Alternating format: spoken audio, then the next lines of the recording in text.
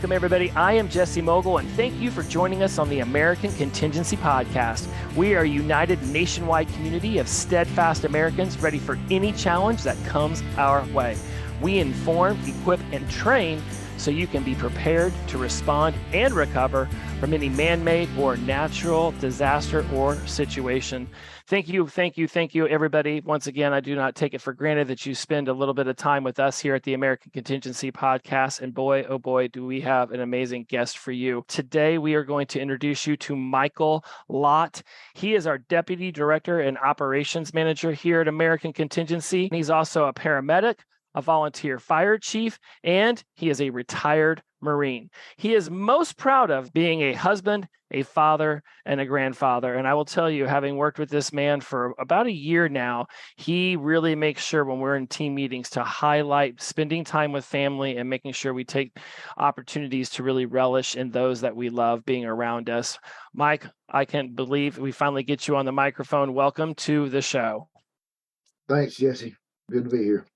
It's a pleasure to have you here. And I don't say that lightly, too, about the family. It was one of the very first things I noticed about you when I first started to meet with you, when I first took over the social media opportunity. I just remember thinking, man, this guy really talks a lot about family. And you've said that. I remember before the holidays, you were really like, hey, guys, just take some time away from work, go spend time with the family and really just love those that are around you. What created just this emotional draw for you to be so close to family and to care so much about how much other people are spending time with their families? I guess it goes back to my younger days. I joined the Marine Corps at 18, left, was gone for 22 years before I came back home. When I was in the Marine Corps, I was usually deployed 18 months, home for 6, doing the workup and deploying back out again for most of my whole career. So as my kids were growing up, I didn't spend a whole bunch of time at home. I was always doing something in another place. So I come to recognize that's what needs to happen. They need to spend time with their family. They do. They do need to spend time with their families. So, Mike, all that time away from the family when you were in the Marines really just it created this desire to have a bond with family once you got back. Yes, sir, it did. And it made me realize that, all the people who really put it out there, firemen, police department, any type of the military, they're away from their family all the time. They're out there doing their jobs and doing what they need to do to take care of the rest of America. Their family oftentimes gets left behind. And I try to stress people, that's what you need to be focusing on. We're doing AmCon so that we can not only do this for us now, but we're doing it so our family has something left of America to stay into. So that's why family is important. We talk about family a lot. We talk about community a lot on the podcast. When you look back at what originally inspired you to work with American Contingency, to take on the role of Deputy Director and Operations Manager, what was it that originally inspired you to step into AmCon in general, let alone such a high-profile leadership role? I started out here locally. I saw Mike do his podcast, Get Off the Bench podcast. I found some of the guys up in the northern area of Alabama that were having a meeting, and I went up there. It was right after January 6th. Everybody was talking about being afraid and us being targeted and all this kind of stuff. And I was like, look, guys, the first thing you need to do is you don't do anything to anti-government. Build yourself around community, do what you need to do, and take care of one another. All the guys that were there were like, yeah, that's a good idea, good focus. That's what we really need to be doing.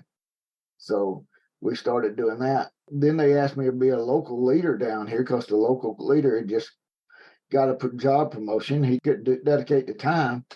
So I focused on that. Went from there into becoming a regional coordinator for the Southeast. I did that for about 6 months. Southeast kind of grew a little bit. We started populating all the Southeast states. And then we had a regional coordinators meeting in Utah, and me and Tom and Mike Glover were sitting around the desk, and the operations manager at the time had just resigned. And me and Tom started talking about me stepping into the role. So I stepped into the role and took over because I believe in the community. I believe it's one of the best things that can happen to America, because we need to, as individuals, be prepared for any kind of circumstance that come up. And that goes into whether it be a natural disaster, it be you're losing your job, it may be if anybody attacks America. You need to be prepared for anything from the very least thing to the very highest risk. I felt like I had the talent and some of the capabilities to do this. I've been doing prepping now for about 22 years. So I fell naturally right into the role, I feel. You bring up two different things I want to split off from. So we're going to go over the first one that you mentioned, and then we're going to get into the preparedness, because I know recently you had a tornado weather issue around your home without electricity. And I want to tap into how American Contingency helped you with that and what you did in order to, move as effortlessly as you could through that situation. I remember wanting to get you on the microphone a few weeks ago, and you're like, man, I don't even have electricity right now. But first, I want to tap into what you had mentioned about the anti-American part, because I love how you brought that up and said, hey, we're not looking to be anti-government here. We're looking to make sure that we're prepared for anything that might come our way. This doesn't have to be against anyone. It's for ourselves. And for a little bit of time there, American Contingency was on a list of saying that we weren't doing good things, that we were actually nefarious, even though we were not nefarious and we did things on the up and up from the beginning. But messaging got out there and it went a little sideways. What was that like for you to know that you were working for a very, American company, a very American ideal, but yet being targeted in such a way that it felt like it was like you were like, hey, I'm a former Marine. The guy who started this is a former Green Beret. There's a lot of former military in our ranks. Tom Rigsby's a former military. So it wasn't anything against the country as much as it was just making sure people were prepared on an individual level within their community. What was that experience like for you? Well, to me, the only thing I did is I automatically went into the member protection board, where I talked to every member I talked to. Only thing I did was tell them, look, everybody has to make their own choices on what they want to do. If AmCon is not what you want, you have to make those choices for yourself. But for me, I know American Contingency is not out there trying to be some group that's out there trying to cause hate and discontent. We're trying to build communities, and it doesn't matter what side of the political line you fall on, what your race, creed, color is. It doesn't matter. If you're in American Contingency, we want you to be as secure and as safe as you can in your own home. And we want to help you build up those capacities to do so. And that's just the basic record thing I told everybody. My number one thing is, if you don't want anybody to see anything or come after you for doing anything, then don't do anything wrong. I mean, that's the way I am. I'm very open. I wouldn't put anything on the internet that I don't want somebody to question me about. I don't say anything. I don't do anything that I don't want people to question me about. I'm basically an open book. I'm not the best person in the world. Never have claimed to be. I've got my faults, as everybody. We're all human. But what you do is you try to live the best life you can and try to treat everybody else with dignity and respect. And make sure that, to me, it's about the membership. The last thing I want to do, as being an operations director or being the deputy director, is to place my membership in jeopardy by anything I say or do. So, I joke Tom a lot. I tell him I'm the umbrella for all the people from the bottom, and I'm the umbrella for him for all the people coming up from the bottom. And I kind of try to protect both sides. So. Well, I really like that you brought in, it doesn't matter what side of the political aisle you're on, race, creed, color, religion, all of that stuff. Like, everybody is welcome into American Contingency, because this is about local communities growing resources within themselves to be prepared for man-made natural disasters, all kinds of situations. And we're all under the American flag here. We're all doing our part to be a part of this amazing society. And yes, we see some faults in what's going on in America, but we're not out here trying to be nefarious about it. We're just simply saying, on a community level, what can you do to spark the change that's going to help your loved ones be prepared? Tom got very verklempt during his interview about not having to look at somebody and say you're sorry. And Noel got very verklempt during his interview about also that same messaging, not wanting to have to say that you're sorry. Recently, you had a natural disaster. I think it was a tornado. It sparked my memory on this. Recently, you had no electricity for quite some time. And I know you really were able to draw upon the community of American Contingency to help you through that. Yep. We just went out to do a meeting in Texas. My wife and I drove all the way back from there, came home to a house where 2 days prior had a big tornado come across, probably about 3 miles up the road from where we came across, and not the main power station out, and a cell tower. When I got home, it was just like camping, other than some of my members from my local group down here had come to the house and hooked up my generator to my deep freeze and my refrigerator and got that started for me. If I would look back 2 years ago, I wouldn't have had those people who were able to come down and keep my food that I had stored in the freezers from going bad. I had the generator, but I wouldn't have had the people to come down and take care of it for me while I was outside besides my kids. And they were trying to take care of their own stuff. So, I mean, I had community members come down here and do it. But like I said, I've always tried to be prepared and tried to be the one being the push the preparedness to other folks so that they were that way. And in the end, here comes the community stepping up for you and now bringing some of that emotional and psychological resilience to your table, because Lori and I talked a lot about this emotional and psychological resilience. And when you're hundreds, if not 1,000 miles away from your house, whenever a storm comes by, how did that help you, knowing you had people you could trust, that you knew that were going to come over and make sure that your home was as taken care of as it could be, considering the circumstances? Oh man, there's nothing in the world like feeling like you have somebody that's looking after your back. I mean, I can equate the same feeling that I had that day to going back to my early years when I was in the military and having buddies when we were out getting shot at, being able to step up and defend me.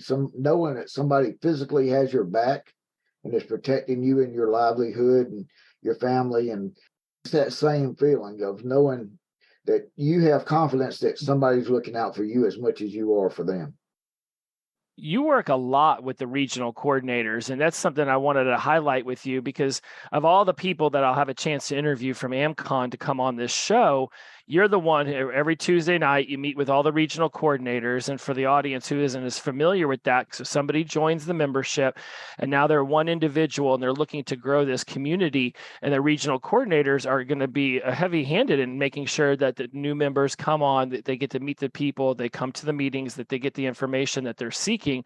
Talk us through a little bit about what it looks like on that community level, what you're doing with the regional coordinators, and how you're making sure that AmCon really is that local community focused organization that we claim to be.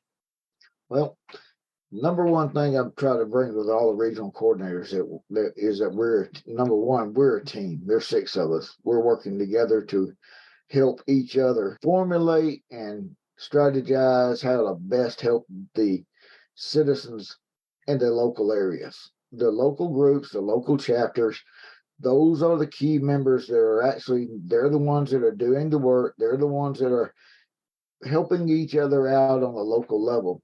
What the regional coordinators do is they're like a traffic cop that sit there, directs traffic, and tries to help formulate plans to better facilitate the members on the ground. I mean, what I do is I get directions. We all sit around, we talk about ideas on those Tuesday night meetings, come up with ideas and try to implement them on the local level so that they can serve their members. I mean, they're the ones that are the regional coordinators are the ones that are driving force. No matter who has the idea, they're the ones that's going to get something done. If the members having problems from the local level and they're coming up to their chapter leaders and their chapter leaders need assistance, they reach out to the regional coordinators. Those guys and gals, the ones that make things happen, they talk to me, they tell me what's going on, they make sure I stay on my P's and Q's. as much as that people look at me as being their boss, they're my boss too, because I can't do my job without having somebody to serve and to do things for. And I love that you brought up the chapter leaders as well, because you've got the individual and they show up to the meetings, and then there's the chapter leader for that individual meeting. And then those have a communication with the regional coordinators, and then the regional coordinators communicate with you, and you're able to get back with Tom and Mike Glover. And you mentioned the get off the bench video that he shot. Seems to be the protagonist for most of the staff on AmCon to have gotten involved to begin with.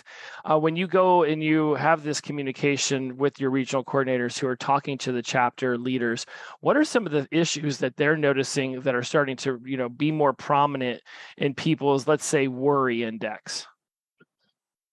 Well, a lot of the members, the worry index is mostly right now about income and economics. They're worried about not having the money to pay for the daily goods to keep themselves alive and take care of their families. And that's what, most of the United States is worried about right now. And what we're trying to do is we're trying to help people look for better ways to take care of themselves without having to depend on the system. If you can grow a garden, if you can do whatever you need to do without having to reach out and go into the store and buy whatever, the better off you are. One of my favorite things is people ask me, how did I get started? How did I get started in buying groceries and having food stores? And I always tell them, you go to the store, you go to the canned goods item where they have the discount canned goods. And when you're buying groceries, if you use an item off your shelf at home, replace it with 3. If you buy it from the discount aisle, you're buying it for about 50 cents a can, and you've got the item you're replacing, and you've got 2 more that you can put up for stock and for later storage. Before long, you have a whole room full of food, and you have, we start off with 3 days, then we go to 30, and then we go to 3 months, and continue on building for that, and you do that for every person in your household, so that you got enough food and water stored up that you don't have to worry about that kind of stuff. And that's just a relief that you don't have to think about. I remember I lived in Los Angeles for 13 years, and it did not seem that being prepared for natural or man-made disasters was as important there. Maybe it's because there was a grocery store on like every single corner, but country living, there's a different air about being prepared whenever you live in the country versus the city, which is interesting because I think a city can be even worse whenever things go sideways. What do you talk to whenever you meet someone new who might be a little bit skeptical, who might think that prepping, quote unquote, is only for those super intense people living in Idaho, but for a fact that it comes in very handy recently with your own issues with the tornado, and how being prepared can help just make those, things that could be disastrous for some just become more minor inconveniences as you camp with your wife for 2 weeks outside your house. The most recent thing in the last couple of years that I've kind of gone to, my number one go-to, is when people start saying, well, why do I need to prep? I asked them, I said, okay, when COVID hit, did you have enough toilet paper? Nobody did. That's right. Did you have enough toilet paper? So, now I refer to that. I just throw it out there because, who in the world would have thought the number one thing that people were going for when COVID hit would have been toilet paper? I wouldn't have. I couldn't believe it, man. I remember those pictures of people at the Costco's and the Sam's and the big box stores. And I was like, I never would have thought toilet paper would have been the thing people would have freaked out over. But now it makes total sense. So, you stock up on whatever you use. So, your typical, to me, the typical guys that are on your thing, everybody says, what's the first thing you need to do? Well, I'm going out and get 50 pounds of rice, 50 pounds of beans, and a bunch of water. Do you know what it would be like living with me if all I had to eat was beans and rice? When I tell people to stock up on things, I tell them to stock up on the things that they eat the most, that they like. I mean, myself and Robin, who's another staff member for AmCon, we live kind of close to each other, and we talk about it all the time. She's like, we better find a way to make Pepsi, find something Pepsi, because Mike's a Pepsi-aholic. That's my number one vice. Everybody else smokes and drinks or does whatever. My vice is I'm a Pepsi-aholic. I'm stuck on it, just like anybody else can get stuck on anything. And she said, we've got to have Pepsi around, because if we don't, within 3 days, Mike's going to start going out and running down the street and killing people, because he just can't do without Pepsi. You know what I mean? So people are if things go where you can't get stuff or people can't get what they need, I mean, you need to have what you want, but you need to stock up on what you need, what your family needs. There's no better way to tell the true nature of a person unless you put them in an uncomfortable situation, something they're not used to. And you do that, and you'll find out the true nature of that person, what they can stand, what they can't stand. That's a really good thing to bring up, because it goes back to that emotional and psychological resiliency.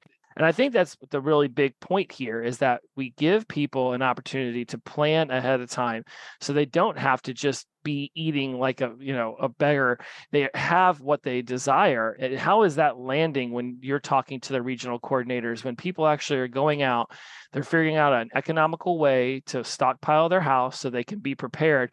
How is that uplifting them to know, hey, I'm ready for this regardless of what happens? Well, you can see a whole difference in people's attitudes. When you get somebody who's first coming in AmCon, they're anxious.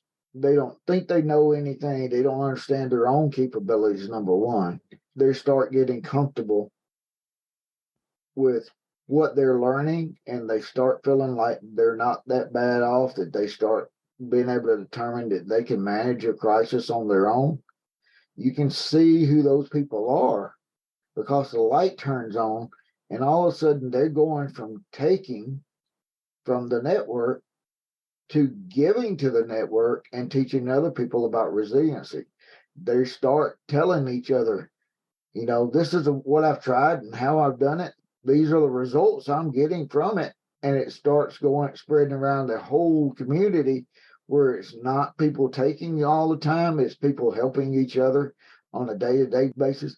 You'll see that local chapter, it'll start springing forth and growing its own members, because they're going out and sharing a good word on their own streets. It's not like we're having to recruit for American Contingency in that local area, because they're showing each other, they're helping each other in the community seeing these people grow and doing things, and it makes organic growth for them.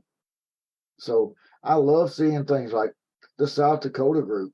They go out and they do weekly hikes with each other. They get together and grow food together. And they're one of the prime examples of the groups that I've seen that have organically grown because they help each other out. And other people in their small communities are seeing it. So they're springing forth and bearing fruit. I have talked directly with the South Dakota group, at least one member in particular, and I won't mention his name because I never asked permission to do so. But I do remember them saying, like, we're very active. We go on hikes. We are building our community, and we're actually friends with each other. And I love how you touched on the hopefulness that you see in people's eyes who come in. They're a little unsure about what they could be doing to get prepared. They don't really know what all the steps are involved.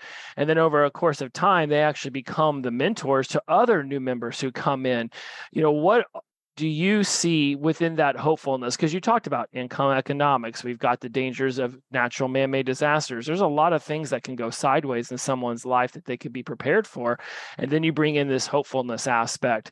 When you go to bed at night each day saying, has an AmCon stepped up and helped somebody? It sounds like you've got a lot of direct stories that have to do with this hopefulness and this light turning on, and for people realizing they're not alone when they're willing to step into a community that was founded on this idea of getting off the bench and making sure you were your own first responder.